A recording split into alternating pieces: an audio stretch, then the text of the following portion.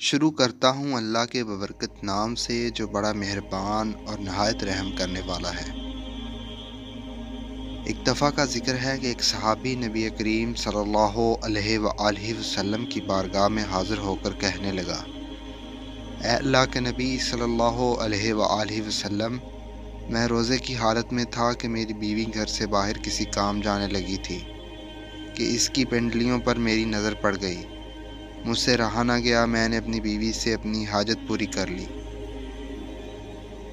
یہاں پہلے ہمیں آج کی دور پر متوجہ ہونا پڑے گا کہ آج کے جدید دور میں لوگ موبائل، ٹیلی ویژن پر بہودہ تصویریں اور فلمیں دیکھتے ہیں، جس کی وجہ سے ان کو وہ فحش عورتیں اچھی لگنا شروع ہو جاتی ہیں۔ ایسے لوگ اپنی بیوی کو وقت دینے کی بجائے موبائل اور انٹرنیٹ پر زیادہ وقت صرف کرتے ہیں، جس کی وجہ سے یہ مرد اپنی بیویوں کو وقت دینے کی بجائے انٹرنیٹ اور دوسرے بیہودہ ذرائع پر اپنا وقت صرف کرنا شروع کر دیتے ہیں، جس کی وجہ سے گھروں میں لڑائی جھگڑے عام ہو جاتے ہیں۔ اس طرح مرد اپنی بیویوں سے بیزار ہو جاتے ہیں۔ مرد کو جو رغبت اللہ تعالیٰ کی طرف سے حاصل ہوتی ہے وہ رغبت ختم ہو جاتی ہے۔ میاں بیوی میں رغبت ختم ہو جانا ان مردوں اور عورتوں کی سزا ہوتی ہے جو بدنگاہی سے پرہیز نہیں کرتے۔ اس کی مثال ایسی ہے جیسا کہ آپ کو باہر کے لذیذ کھانے کا چسکا پڑ جائے تو آپ کو گھر کی پکی ہوئی چیز کبھی بھی پسند نہیں آئے گی۔ باہر کے کھانے سے ایک تو انسان کے پیسے ضائع ہوتے ہیں، دوسرا آپ کی صحت بھی جلد خراب ہو جاتی ہے۔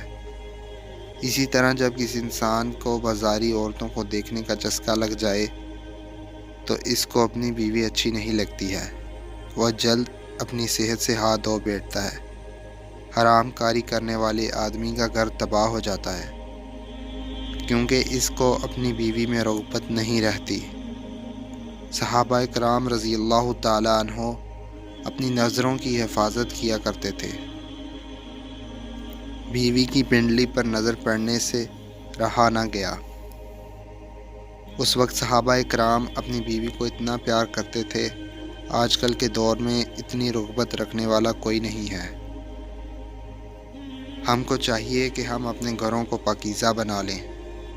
عورتوں کے لیے مشورہ ہے کہ اگر ان کے خاوند سے کوئی بیہودہ حرکت ہو جاتی ہے تو اللہ کے واسطے روز قیامت تک اپنی اولاد کو اس پر عمل نہ کرنے دیں۔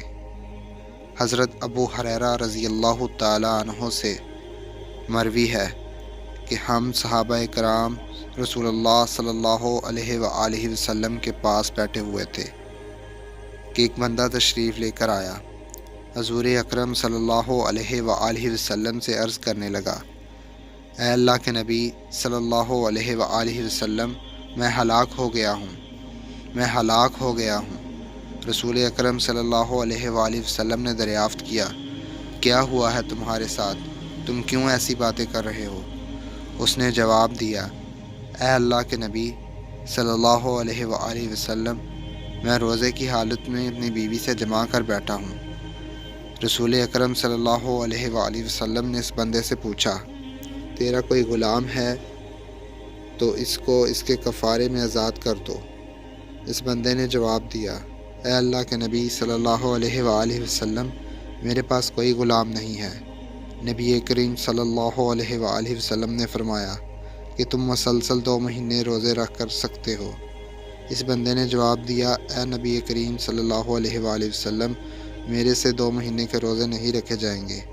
نبی کریم صلی اللہ علیہ وآلہ وسلم نے فرمایا، کیا تم 60 بندوں کو کھانا کھلا سکتے ہو؟ اس بندے نے عرض کیا، اے اللہ کے نبی صلی اللہ علیہ وآلہ وسلم، میرے پاس تو اتنی رقم نہیں ہے کہ میں اتنے بندوں کو کھانے کا بندوبست کر سکوں۔ اس کے بعد وہ شخص کافی دیر تک پریشانی کی حالت میں بیٹھا رہا۔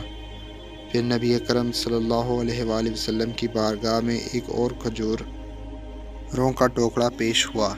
نبی کریم صلی اللہ علیہ وآلہ وسلم نے دریافت کیا کہ سائل کہاں گیا؟ اس بندے نے جواب دیا، جی حضور، میں حاضر ہوں، نبی کریم صلی اللہ علیہ وآلہ وسلم نے اس بندے کو فرمایا، یہ تھیلا لے جاؤ اور غریبوں میں خیرات کر دو۔ اس بندے نے جواب دیا، اے اللہ کے نبی صلی اللہ علیہ وآلہ وسلم، میں یہ کھجوریں کس کو خیرات کروں؟ مجھ سے محتاج تو اس پوری بستی میں نہیں کوئی ہے۔ اس بات پر نبی کریم صلی اللہ علیہ وآلہ وسلم کھل کر مسکرانے لگے۔ حدیث کے الفاظ ہیں کہ حضور اکرم صلی اللہ علیہ وآلہ وسلم اتنا ہنسے کہ داڑھ مبارک بھی نظر آنے لگی، اور نبی کریم صلی اللہ علیہ وآلہ وسلم نے فرمایا، اے بندے، اس کھجوریں کو تھیلے کو اپنے گھر لے جا اور اپنے گھر والوں کو کھلا دے، تیرا کفارہ ادا ہو جائے گا۔ اس واقعے کے بعد اللہ پاک نے وحی نازل کی، تمہارے لیے روزے کی راتوں میں اپنی بیویوں کے پاس جانا حلال کر دیا گیا ہے۔ وہ تمہاری پوشاک ہیں اور تم ان کی پوشاک ہو۔ اللہ کو معلوم ہے کہ تم اپنے حق میں خیانت کرتے تھے، سو اس نے تمہارے حال پر رحم کیا اور تمہیں معاف فرما دیا۔ بس اب روزوں کی راتوں میں بے شک ان سے مباشرت کیا کرو، اور جو اللہ نے تمہارے لیے لکھ دیا ہے چاہا کرو۔ درج بالا آیت کریمہ میں بڑے واضح اندازے سے ماہ سیام میں صرف رات کے اوقات میں ہی جمع کرنے کی اجازت دی گئی ہے۔ اگر کوئی حالت روزہ میں جمع کرتا ہے تو اس کا کفارہ اور قضا واجب ہو جاتا ہے۔ قضا کا طریقہ یہ ہے کہ رمضان المبارک کے بعد ایک روزہ رکھا جائے گا، جبکہ کفارہ کا طریقہ یہ ہے کہ جس شخص پر کفارہ واجب ہے اگر قدرت رکھتا ہے تو ایک غلام آزاد کرے۔ آج کل چونکہ غلام کا خاتمہ ہو چکا ہے، لہٰذا کفارے کی صورت یہ غیر مؤثر ہے، یا 60 دن کے مسلسل روزے رکھے یا 60 مسکینوں کے اوسط درجے کا کھانا کھلائے۔ قرآن پاک میں ہے کہ اپنی حیثیت کے مطابق اپنے عزیز و اقارب اور غریبوں پر خرچ کیا کرو۔ حدیث نبوی صلی اللہ علیہ وآلہ وسلم ہے، جہنم کی آگ سے ہر وقت اپنے آپ کو بچانے کی کوشش کیا کرو۔ جب آپ کو غصہ آئے تو زیادہ سے زیادہ صدقہ کیا کرو، کیونکہ صدقہ انسان کے غصے کو بڑی جلدی ٹھنڈا کر دیتا ہے۔ جب انسان سے کوئی غلطی ہو جائے تو اس کو چاہیے کہ فوراً سچے دل سے اللہ تعالیٰ سے معافی مانگ لے، کیونکہ جب اللہ تعالیٰ تم سے ناراض ہوتا ہے تو توبہ کے علاوہ تمہارے پاس اور کوئی راستہ نہیں ہے۔ توبہ کے بعد اللہ تعالیٰ سے اپنی غلطی کو معاف کروانے میں بس صدقہ کام آ سکتا ہے۔ تم کو چاہیے کہ کسی محتاج کو بھی کچھ دے دیا کرو، جس سے اللہ تعالیٰ تم سے راضی ہو جائے۔ نبی کریم صلی اللہ علیہ وآلہ وسلم نے ارشاد فرمایا ہے کہ دوزخ کی آگ سے بچنے کے لیے صدقہ بہترین ذریعہ ہے۔ اگر تمہارے پاس رقم نہیں ہے تو کھجوریں لو، اس کو آدھا کر کے 2 حصوں میں تقسیم کر لو، ایک حصہ خود کھا لو اور دوسرے حصے کو کسی محتاج کو صدقہ کر دیا کرو۔ اس کھجور کے آدھے حصہ صدقہ کرنے سے اللہ تعالیٰ جہنم کی آگ تم پر حرام کر دے گا۔ اگر غریب ہے تو اس کے لیے یہ عمل صاحب حیثیت کو چاہیے کہ اپنی طاقت کے مطابق صدقہ خیرات کیا کرے۔ انشاءاللہ اللہ تعالیٰ اس کے رزق میں اضافہ فرمائے گا۔ قرآن پاک میں ارشاد ہے، اللہ سود کو گھٹاتا ہے۔ سود خور کو عادت ہوتی ہے، وہ ہر وقت پیسے کو حاصل کرنے کے لیے روتا رہتا ہے کہ میرے پاس کوئی پیسہ نہیں ہے۔ نبی کریم صلی اللہ علیہ وآلہ وسلم کا فرمان ہے، صدقات کو اللہ تعالیٰ بڑھاتا ہے، دنیا آخرت میں صدقات کو اللہ تعالیٰ بڑھاتا رہتا ہے۔ اللہ اکبر۔ اللہ پاک ہمیں رمضان کی برکت سے معاف فرمائے اور ہمیں دن رات نیک اعمال کرنے کی توفیق عطا فرمائے۔ آمین۔